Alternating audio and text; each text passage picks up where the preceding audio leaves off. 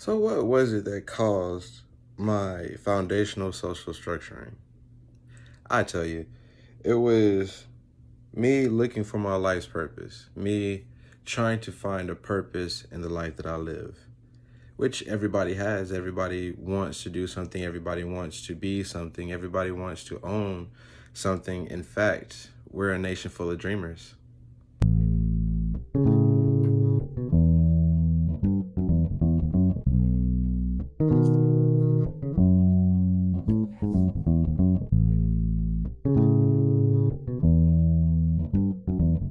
I wake up to watch the sunrise, heal my pain by looking at the blue skies.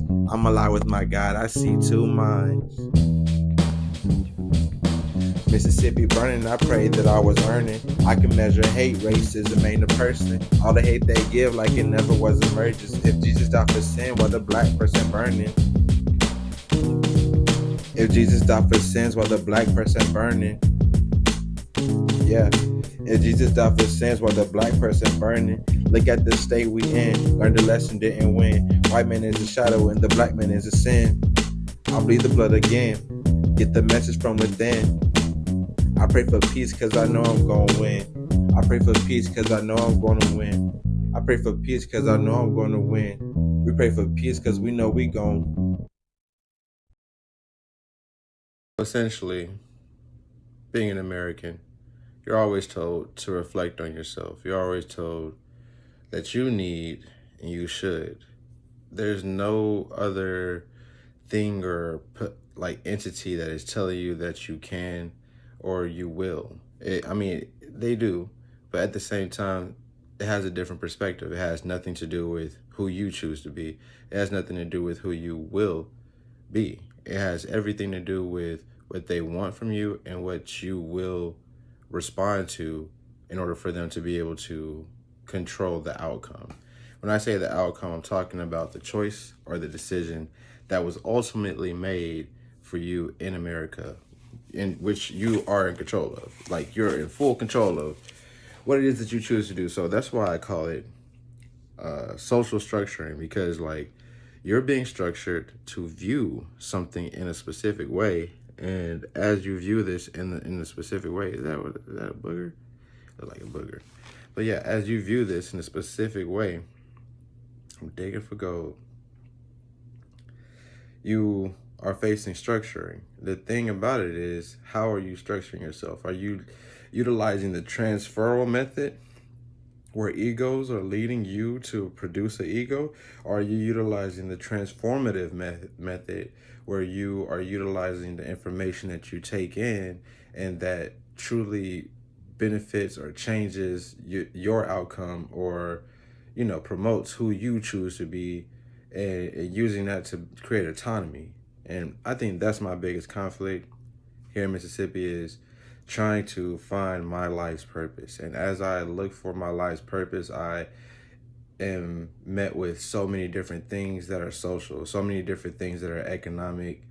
And I want to make money. I want to, be able to gain the rewards of housing and, transportation without having to like work to do it, like spend money or rely on other people, or like riding a bike and stuff. There's nothing wrong with riding a bike. I'm pretty sure that if I did work close to my home, I would definitely ride the bike.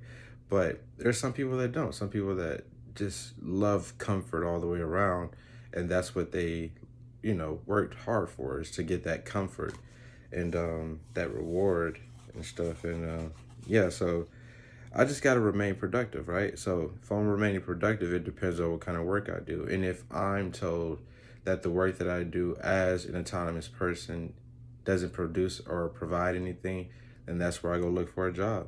And I think that is where the structuring comes in to play, mostly because there's commercial, then there's, being a consumer and so forth. And like, I could talk all day about this stuff. I just wanted to talk about how I feel and what I try to do and why it bothers me, because I am a black man, or I am classified as a black man.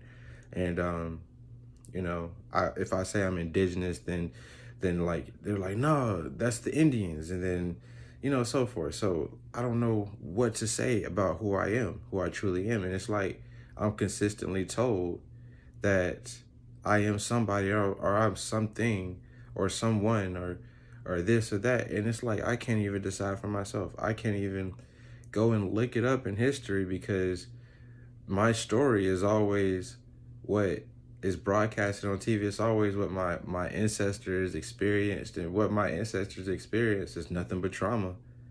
So like, how am I being productive? How am I creating productivity if I am just accepting everything that social education has for me? Because that's what it is. Social education is social structuring. It has nothing to do with actual education. It has nothing to do with the real roots or the paperwork or the facts of where it is that my ancestors have been. And that makes it super hard for me as an American, as a black American, to attempt to live inside of economics in today's age, in the 2000s, and the 21st century. And yeah, like, I love artistry. I would love to be an artist. That's what I thought that I would be able to do. I went to school, got my GED. I got it very quickly. As a matter of fact, I feel like I did it quicker than the other people that were in the class that I was in. And I'm not really trying to brag. I'm just trying to say that, like, I went, got my GED, and I went to college, and enrolled in college, the community college, and then I chose my major, and it just so happened that the major that I chose wasn't available for me whenever I got my financial aid. And like, nobody told me that I could prepare, or that, like, my parents didn't see it that way. They just saw it as, oh, you got to be productive. You got to do something. You got to pick something. If you don't, then you're wasting our time. We're not going to be taking care of you for your entire life, even though there was, aid being provided through the government and stuff. And there's so many different things, and like, yeah, it's hard to like explain my situation, but like, I've been trying to create a legacy. Didn't even know that I was trying to create a foundation within the legacy. I've always just wanted to be something or someone that had, real substance being, tangible objects, things that I can share, things that really mean something to other people. And like, yeah, the more that I share, it's like people just want to break it or use it for toilet paper or something. And yeah, it just messes with the emotional standard that I have, and it kind of changes the way that I discern things. And I used to get angry. I used to get very mad at those things, but now I just see it as trauma, because it's not really something that was true. It was just something that they used because they didn't have what I had. And yeah, I'm just trying to grow, man. I'm just trying to grow, and I'm looking forward to growing and being a man without having, that father figure in my life on the consistency. Because, like, stepdad was always working, mom was always working, not that, like, mom needs to be the only one to raise me. My biological father, he was always working, and like everybody, like, in the family, there's always stayed on to the money. They were looking for money. And yeah, now I'm fighting, trying to create my life's purpose. And I just don't like jumping from job to job. I just feel like jumping from job to job resolves nothing, and there's always a conflict. And every time I reach for conflict resolution, there's not really much that I can do, because somebody else owns the business, somebody else owns the property, somebody else owns the way that the work is supposed to be done. It's not that I have a problem with it. It's just that I shouldn't, like, undermine myself or oppress myself by allowing other people to oppress me. And I feel like that's what I've been doing. I've been, demeaning myself, and I can do so much better. I can do way better. And that's what I fight for in the day to day. And yeah, as an artist, like, I just keep creating stuff, and it doesn't really get me many places because I'm always in trauma and worried about the social education, and worried about if I'm making the right decision. And you know, now I just know that I need to trust God. And the more that I trust God, the more that people call me crazy, or the more that people try to say that I'm not, you know, on the right path. And it has nothing to do with what they say.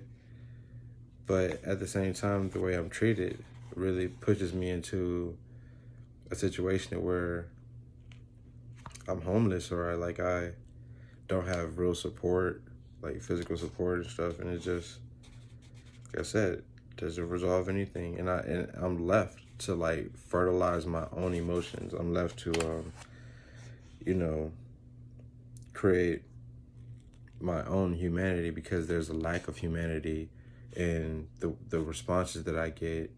There's judgment and, you know, ridicule on my productivity and how I work, if I'm working, if that is considered real work. Even though, you know, I've had bad habits in the past, now I'm getting past it, I'm getting through, I'm getting out of those bad habits, and I'm fighting myself and growing for myself. And I just see more and more social education, more and more structuring, social structuring, where, you know, like, people have expectations of me that I just can't meet. And I already know the end game. The end game is I won't be good enough, and I've wasted my time trying, and that's really it. It's like, am I wasting my time, America? Like, because, like, just like Martin Luther King, like, I had a dream. Like, I had a dream, and my dream was to be successful. I didn't really directly think about monetizing before, but my family was happy and I was happy. I was wearing suits, you know, button-ups, not the glasses, just button-ups, nice dress, tie, all kinds of stuff, nice shoes, and nice hair, and nice cut, all kinds of just normal things. And like, now, it's like, where did all that go? Like, how did I let go of my dream? When I don't think that I let go of my dream, I just got pushed into different aspects of life that people wanted me to be a part of. And yeah, like, what is my life's purpose if my purpose is only to serve those that are around me? I try to create respect for myself. But that same respect ends up, you know, becoming a commodification where I like feel like it's something that I need to do, something that I have to do, something that I must continue to do to make money, to be better, to become a dreamer or a successful dreamer. That's my fight.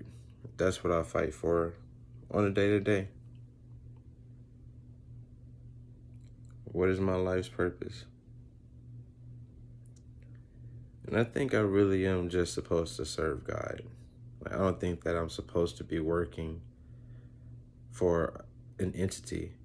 I don't think that I'm supposed to be making somebody's money when I can make happiness, I can make source, I can make truth, and have that as an omnipresence, and utilize that omnipresence with the rest of the world that solidifies that omnipresence. It's something that must be shared. It's something that is shared, but in the wrong context now, because it's all about money. It's all about the process of how you can manipulate those around you, how you have leverage or how you have pull, or how you have charisma, and the science of what nature can do for you. Like, really, there is no science.